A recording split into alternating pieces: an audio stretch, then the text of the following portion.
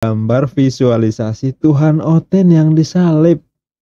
Ya, masalahnya adalah dengan menampilkan gambar sang Tuhan itu justru berpotensi kena take down oleh YouTube. Ya, tentu apalagi kalau bukan terkait konten asusila. Wah, luar biasa. Gambarnya Tuhannya Oten itu diidentifikasi sebagai pornografi. Nah, coba perhatikan di sini sahabat, ada kecenderungan penggambaran Yesus itu rambutnya panjang. Ini ya, ini bukan kitab Muslim, tapi di kitab Kristen sendiri di Perjanjian Baru. Ya, tepatnya di 1 Korintus, bukankah alam sendiri menyatakan kepadamu bahwa adalah kehinaan bagi laki-laki jika ia berambut panjang? Yesus ini batu yang hidup, ada dalilnya, kan tertulis begitu. Yesus adalah batu yang dibuang, ada dalilnya, tertulis begitu. Yesus disalibkan secara bugil, ada penjelasannya, tertulis. Nah sekarang kalau misalnya mati aja aku siap, apalagi soal pengadilan dan penjara, sister. Apalagi soal pengadilan dan penjara. Karena sekalinya aku kena ke penjara, insya Allah aku seret semua yang ada di WHFM dan semua yang ada di komunitas YouTube dari kekristenan yang menghujat.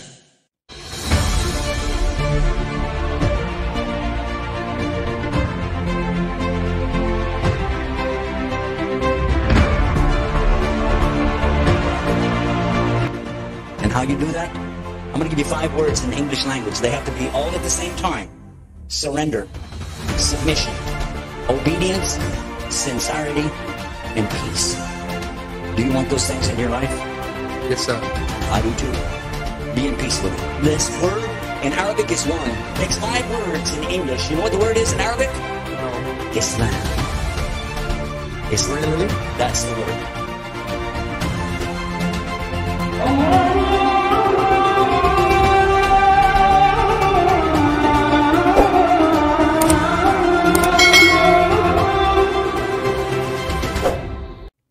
Assalamualaikum warahmatullahi wabarakatuh. Bismillahirrahmanirrahim. Alhamdulillahirabbil alamin. Asyhadu an la ilaha illallah wa asyhadu anna Muhammadar Rasulullah.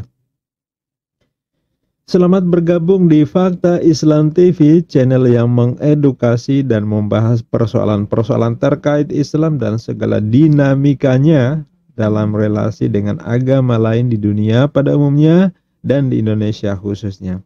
Jangan lupa subscribe ya sahabat. Bismillah, semoga menjadi barokah, amin. Sahabat Fakta Islam TV, kali ini saya akan reaction fenomena unik. Ya, sekali lagi fenomena unik. Ada Oten menggunakan nama Heni ngamuk-ngamuk di room dialog muslim, minta menjinakkan apologet muslim yang fenomenal dan berkali-kali bikin apologet Oten tersungkur kejang-kejang. Dan ini fenomena luar biasa. Siapa lagi kalau bukan Skores ya. Rupanya si Skores ini melakukan aksi yang nampaknya bikin jantung apologet Oten kembang kempis. Mudahan nggak nyusul manga pulsa gala ya. Gegara menunjukkan data gambar visualisasi Tuhan Oten yang disalib. Ya, masalahnya adalah dengan menampilkan gambar sang Tuhan itu justru berpotensi kena take down oleh YouTube. Ya, tentu apalagi kalau bukan terkait konten asusila. Wah, luar biasa. Gambarnya Tuhannya Oten itu diidentifikasi sebagai pornografi. Na'udzubillahi min dzalik. Nah, yang unik adalah yang menggambar model seperti itu kan mereka, bukan muslim. Yang menggambar, melukiskan, bikin patung itu bukan muslim, mereka sendiri.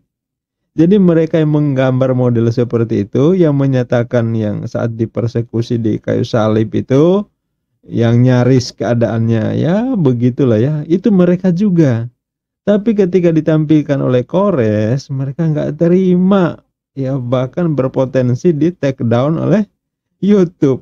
Nah, luar biasa YouTube ini bisa men-take down Tuhannya Oten. Berani sekali. Aduh, gambar Tuhan di take down. Ya, jadi sahabat, nanti insya Allah saya menyampaikan fakta bahwa yang seharusnya introspeksi itu Oten, bukan Muslimah ya, dalam hal ini. Nah, kenapa? Ya karena menggambarkan Tuhan kan mereka ya.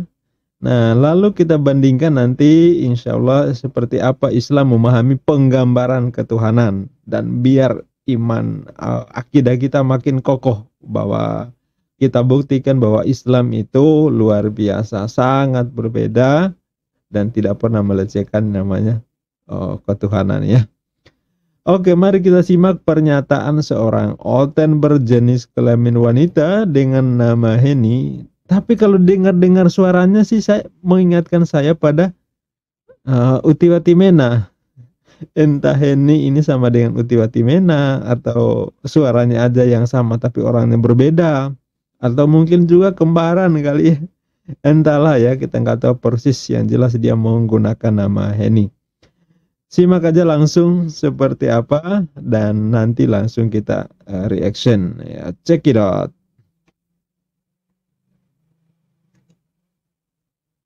Forest.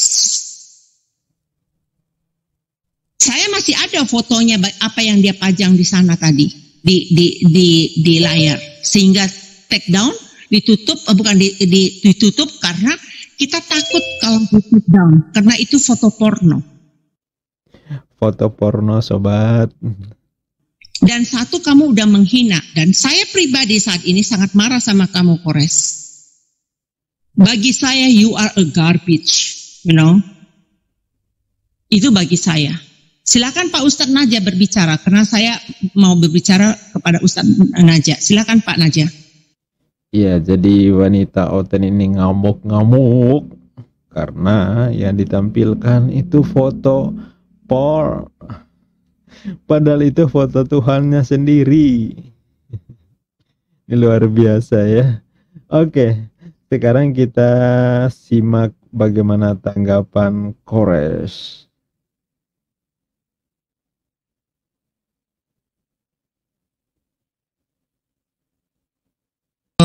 Nabinya Islam ketika sudah cebok dia nggak cuci ya tidak membersihkan diri, langsung dipeperin ke tembok. Ini apa gitu? Yang seperti ini tuh apa?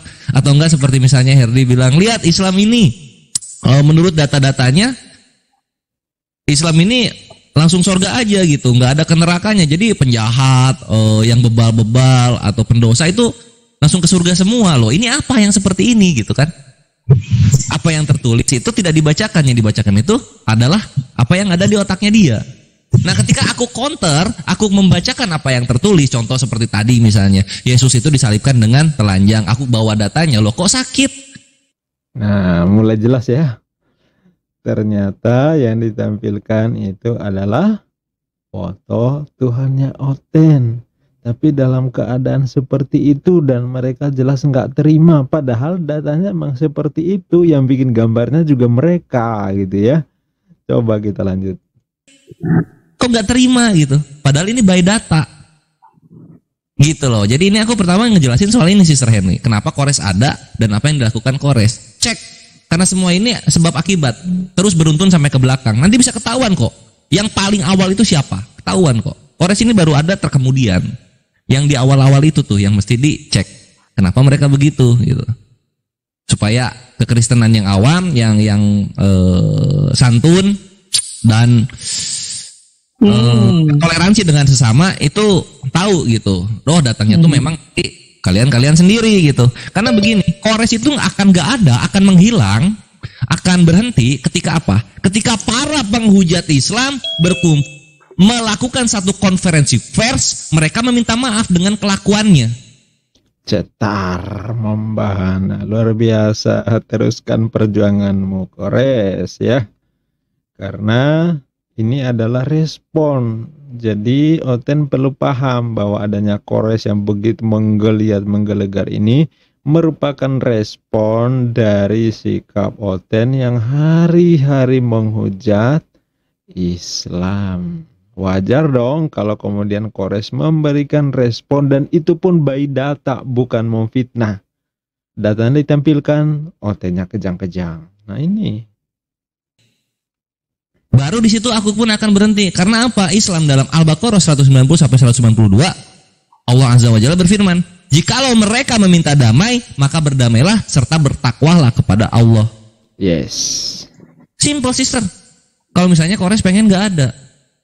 Ini kita bicara serius ya, gitu.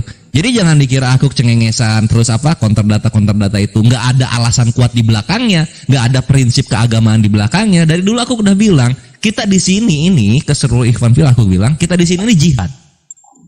Membantai syubhat dan fitnah itu jihad jatuhnya. Jadi jangan dianggap bercanda kalau misalnya kalian melakukan sebuah cemoohan, bercandaan kepada Islam. Karena barang siapa yang memperolok-olok agama Allah, maka dia sudah kafir setelah beriman.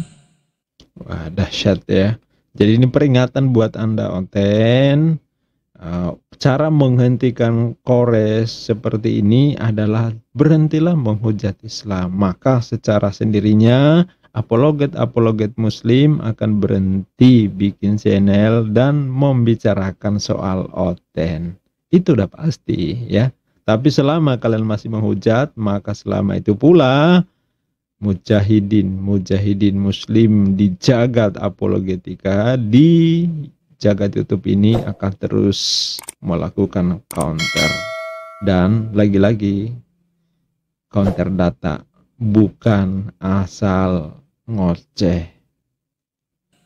Itu untuk Islam. Apalagi ketika kita melihat kufar melakukan itu, ketika kita melihat para kafir melakukan itu. Bahkan dalam Islam itu tidak diajarkan kita ditampar pipi kiri kasih pipi kanan. Enggak.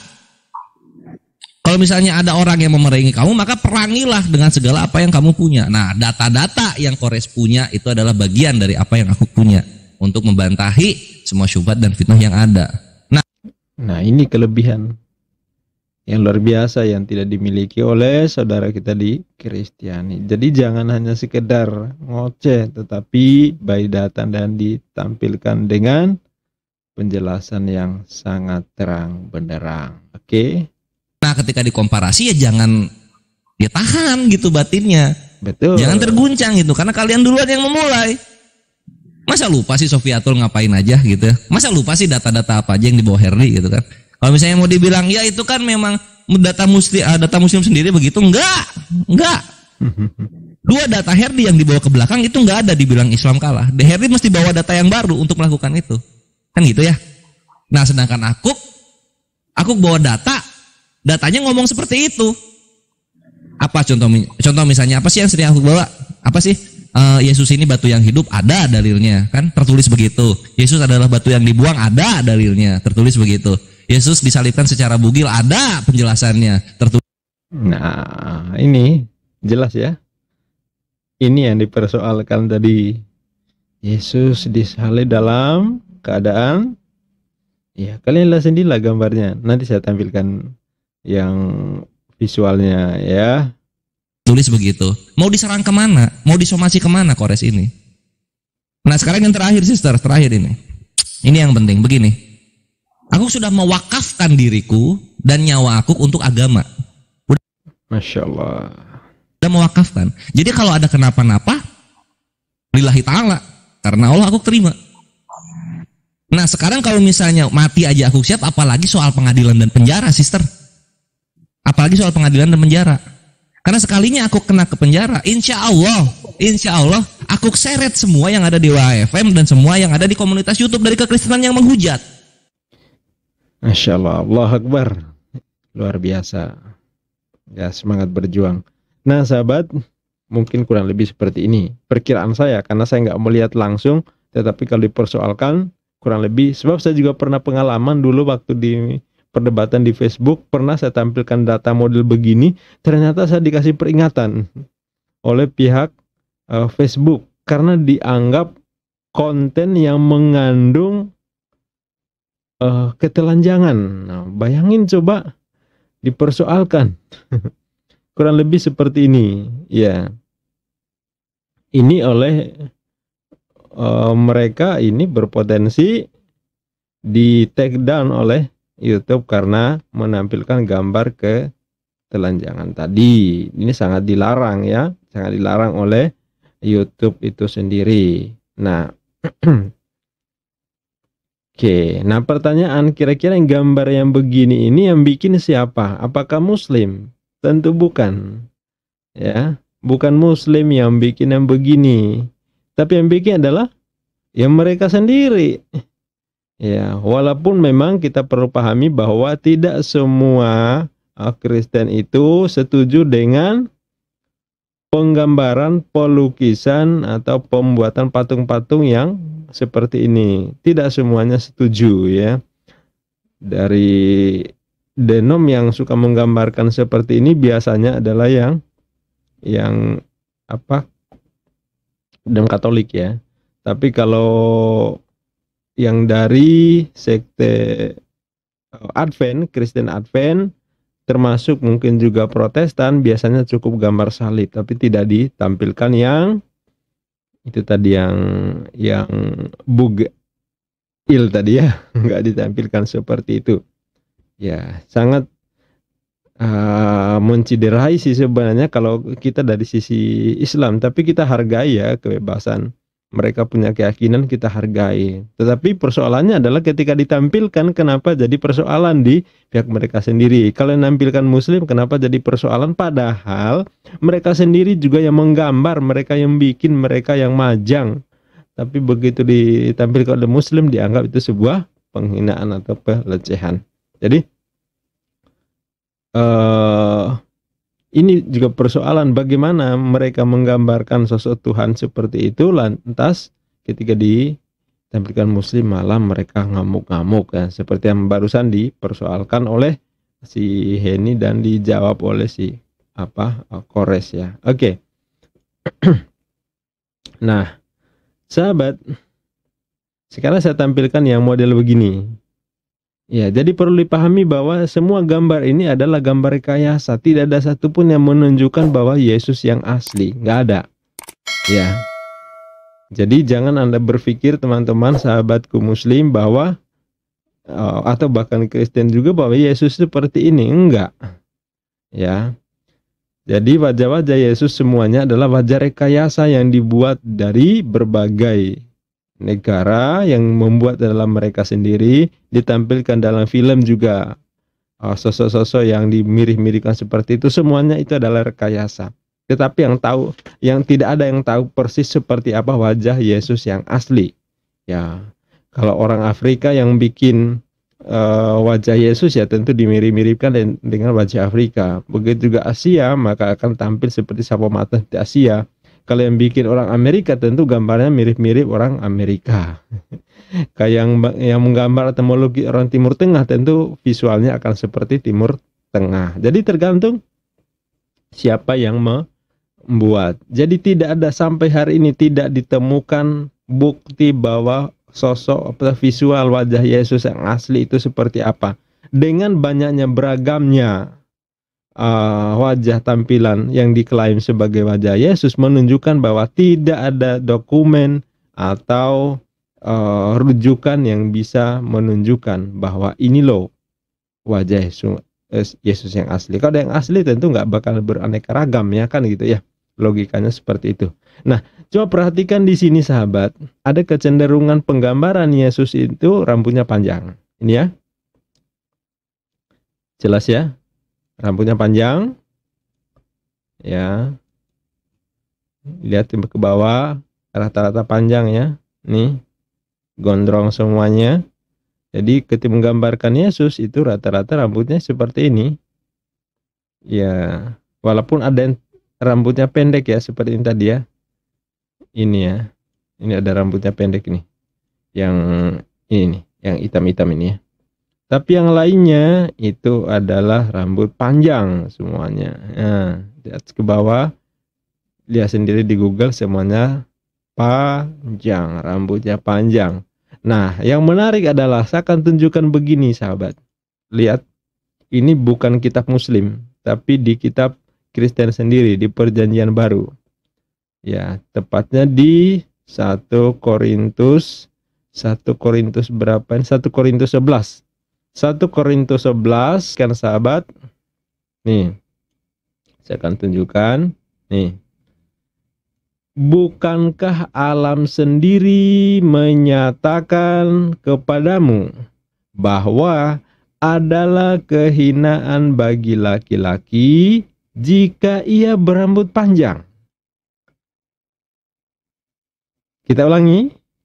Bukankah alam sendiri yang menyatakan kepadamu bahwa adalah kehinaan bagi laki-laki berambut panjang? Sekarang saya tampilkan lagi yang ini, ya. Ini laki-laki apa perempuan? Laki-laki. Rambutnya pendek apa panjang? Panjang. Ya, di kitab mana adanya soal ini tadi? Di kitab Kristen. Tepatnya di 1 Korintus 11 pasal ke-14. Siapa yang bikin ayat ini? Korintus itu biasanya ditulis oleh Paulus.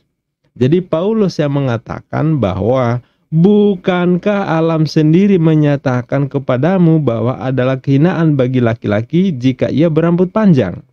Nah, sekarang yang menggambar ini siapa? Kristen. Kan itu ya? Nah, sekarang yang menghina Yesus siapa? Dengan ayat ini, kemudian dengan penggambaran ini, ayo, silakan kalian simpulkan sendiri. Jadi yang membuat gambar visual ini tidak ada Muslim, tapi Kristen sendiri, ya. Baik seperti ini maupun yang disalib tadi, semuanya bukan karyanya Muslim. Sebab Muslim itu sangat dilarang menghina Nabi Yesus, ya, sangat menghina, sangat dilarang menghina atau apalagi menista Nabi Isa alaihi salam. Dan Muslim dilarang menghina Yesus Kristus, baik sebagai Nabi maupun sebagai Tuhan yang diimani oleh saudara kita di Kristiani. Muslim nggak boleh menghina Tuhan. Nah, kalau begitu kita tampilkan apakah itu sebuah penghinaan? Ya, bagaimana penghinaan? Wong yang menggambarkan ini Oten sendiri kok. Lain kalau kita Muslim membuat patung, membuat lukisan, kemudian bernada pelecehan, dibuat setengah buga il tadi, terus dipajang di atas tiang itu ya, tiang kayu itu ya. Nah, seperti itu, dan ada melecehkan, wajar. Oh, ini Muslim menista, tapi ini kan yang bikin Kristen sendiri. Yang bikin Kristen sendiri, bukan Muslim. Jadi ini persoalan Kristen yang saya kira perlu dipahami secara bijak, jangan dilempar ke Muslim. Kita hanya sifatnya menampilkan. Kenapa menggambarkan? Ya salah sendiri. Ya, apa benar ini wajah Yesus? Jelas bukan. Yesus belum tidak seperti ini. Ya, siapa yang membuat imajinasi itu? Ya Kristen sendiri. Ya, dengan segala tampilan, ya diambil resikonya, kan begitu. Ya, yang jelas sekali lagi bukan Muslim. Nah, sekarang saya tampilkan perspektif Islam soal penggambaran Tuhan ini, ya. Oke. Sahabat yang Muslim maupun yang Kristiani, dalam keimanan Islam ini sudah final tentang bagaimana sih Muslim itu memahami tentang penggambaran Tuhan. Jadi Muslim itu tidak pernah terlintas dalam pikiran sosok, wajah, bentuk, karakter, fisiknya Tuhan itu seperti apa, Allah itu seperti apa. Tidak terbayangkan, tidak terpikir tidak muncul di pikiran, tidak tergambar sama sekali, tidak terimajinasi, tidak terdetik dalam hati seperti apa. Kenapa?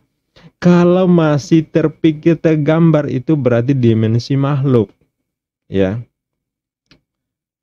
Sedangkan akal pikiran kita seperti apapun tidak mungkin bisa menjangkau memvisualkan Tuhan.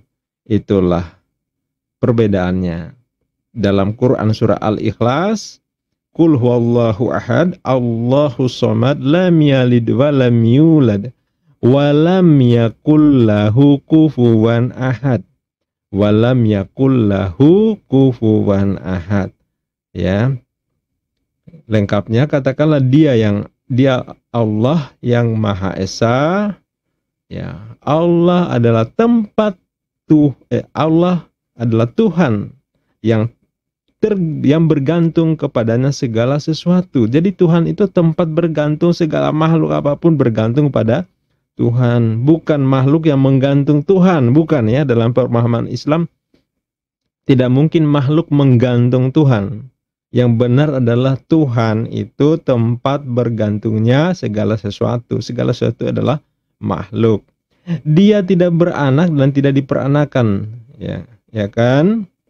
Lam yalid wa lam yulad, tidak diperanakan, tidak beranak, tidak diperanakan. Dia tidak memiliki anak, juga tidak lahir sebagai anak. Itulah keyakinan.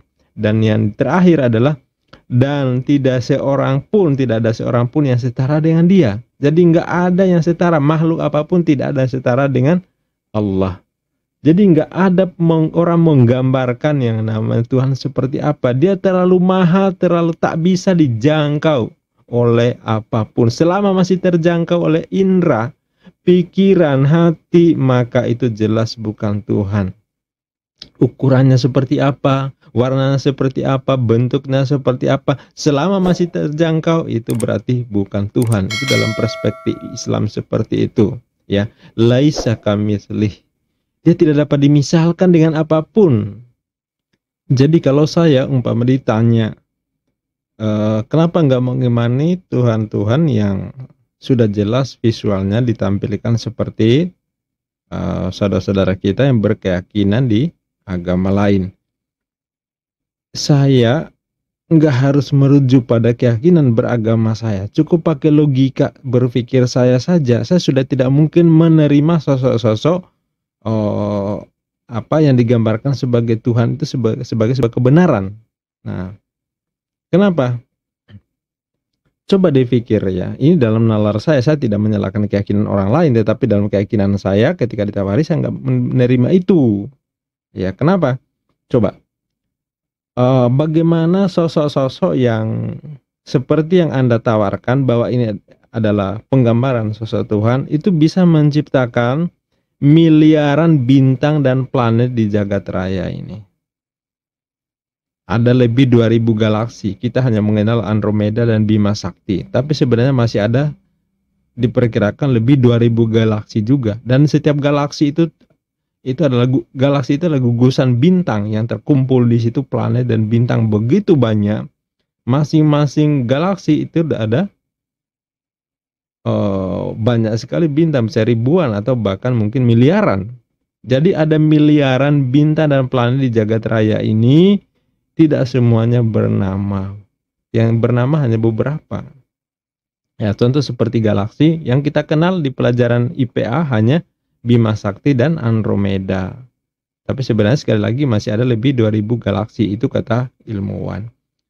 Nah, bintang terbesar seperti Vicunus Majoris itu luar biasa, berapa ratus kali itu dibanding dengan ukuran matahari. Matahari saja yang pusat tata surya itu diameternya itu hanya 1,4 juta kilometer. Dibanding dengan bintang lain seperti Vicunus Majoris berapa ratus kali lipat lagi itu, ya. Ukuran matahari dibanding dengan bumi kita yang sudah luar biasa besar yang kita huni ini, selisihnya 109 kali lebih kecil diameternya. Jadi bumi kita nggak ada apa-apanya dibanding matahari, selisihnya sekitar 109 kali lebih kecil daripada matahari, diameter matahari. Bagaimana Tuhan-Tuhan yang Anda tampilkan, yang Anda sebut sebagai Maha Pencipta, Maha Segalanya, Maha Kuasa, Maha Pengatur, bagaimana menciptakan matahari yang panasnya mencapai, di intinya itu mencapai 15 juta. Ada bahkan mengatakan 20 juta derajat Celcius. Perbandingannya di bumi ini kita masak air itu mendidih diperkirakan sekitar 70 sampai 100 derajat Celcius. Air itu masuk di titik didih. Ya. 100 derajat Celcius saja kita sudah nggak berani mencelupkan tangan kita saking panasnya. Tapi di matahari, di intinya itu suhunya bisa mencapai 15 juta derajat Celcius. Bayangin coba, Bagaimana sosok-sosok yang Anda anggap Tuhan itu bisa menciptakan bahkan mengelola suhu panas matahari yang mencapai 15 juta tadi. Nah, makanya saya pakai logika saja, nggak perlu harus merujuk ke agama deh, pakai logika nalar sehat saja sudah tidak bisa menerima Tuhan-Tuhan yang model seperti itu. Ya. Bagaimana matahari yang ukurannya 1,4 juta kilometer diciptakan oleh sosok ya seperti kita lah ya. Ya, kan seperti membandingkan satu biji pasir di tengah padang pasir yang luas sekali. Tuhan itu bisa menciptakan, berkuasa seperti itu? Saya kira menurut dalam pemahaman saya, dalam logika saya itu enggak. Nah, itulah sebabnya penggambaran Tuhan yang kemudian ketika ditampilkan jadi masalah dan bisa di take down oleh YouTube tadi, ya ini sebenarnya siapa yang bermasalah? Yang jelas bukan Muslim, karena bukan Muslim yang bikin. Jadi kita di Islam itu cukup rasional dengan adanya Al-Quran yang menjelaskan di surah Al-Ikhlas tadi, itu sudah cukup bagi kita untuk menguji Tuhan mana yang memenuhi syarat itu. Ya, kalau Tuhan masih butuh makan untuk bertahan hidup, bahkan bisa lahir dan mengalami kematian, saya mengimani itu bukan Tuhan. Ya, walaupun dengan segala dalih, karena begini-begini, ya sudahlah ya, itu keyakinan Anda, saya tidak mau ikut campur. Tetapi dalam keimanan kami sebagai Muslim tidak mengenal yang begitu-gitu. Ya, baik secara rasional maupun akidah keagamaan kami tidak bisa menerima konsep seperti itu. Itu mungkin sahabat, mohon maaf jika apa yang saya katakan ada hal yang kurang berkenan. Mohon maaf bagi saudaraku yang Muslim jika paparan saya memiliki banyak kekurangan. Begitu juga sahabatku, saudaraku, bangsa dan setanah air yang beragama lain, yang terutama yang Kristiani. Jika apa yang saya sampaikan ada hal yang tidak berkenan, silakan sampaikan tanggapannya secara santun dan beradab di kolom komentar. Jaga terus kerukunan kita, silakan berdebat, silakan berapologetika, silakan berdiskusi dalam hal keagamaan. Itu bukan hal yang dilarang, tetapi tentu saja dalam koridor yang dapat dipertanggungjawabkan secara moral, by data dan nilai ilmiah tentunya. Ya, tidak boleh menghujat. Sekali lagi, tidak boleh menghujat. Hujatan itu sesuatu yang sifatnya hanya sekedar menghina tetapi tidak berdasar pada nas dan dalil yang dapat dipertanggungjawabkan. Ya, tegur saya, ingatkan saya kalau saya menyampaikan data atau menyampaikan informasi yang sama sekali tidak memiliki dasar. Ya, saya sebagai manusia biasa mungkin juga sangat banyak hal yang menjadi kekurangan saya, banyak kesalahan. Sekali lagi mohon dimaafkan. Sekali lagi tegur saya nggak masalah. Silakan sampaikan di kolom komentar. Saya akan sangat senang sekali menyambut sahabat-sahabatku memberikan tanggapan yang positif tentunya. Bagi yang berniat untuk menyampaikan komentar yang negatif, apalagi sampai menghujat, baik Muslim pun saya ingatkan jangan menghujat ya di komentar-komentar. Sedangkan yang hanya datang nge-spam, terutama saudara-saudaraku yang berkeyakinan lain, datang nge-spam, dikopas, ditulis di kolom komentar, biasanya saya larang dia untuk komentar lagi. Tapi kalau hanya sekedar menyampaikan unek-uneknya nggak masalah. Tapi kalau sampai nge-spam, ya kopas yang begitu panjang tapi dia sendiri belum tentu baca, mohon maaf, saya akan keluarkan Anda dari kesempatan untuk berkomentar lagi. Ya, demikian, mudah-mudahan mendapat memberikan pencerahan dan manfaat. Billahi taufik wal hidayah. Wassalamualaikum warahmatullahi wabarakatuh.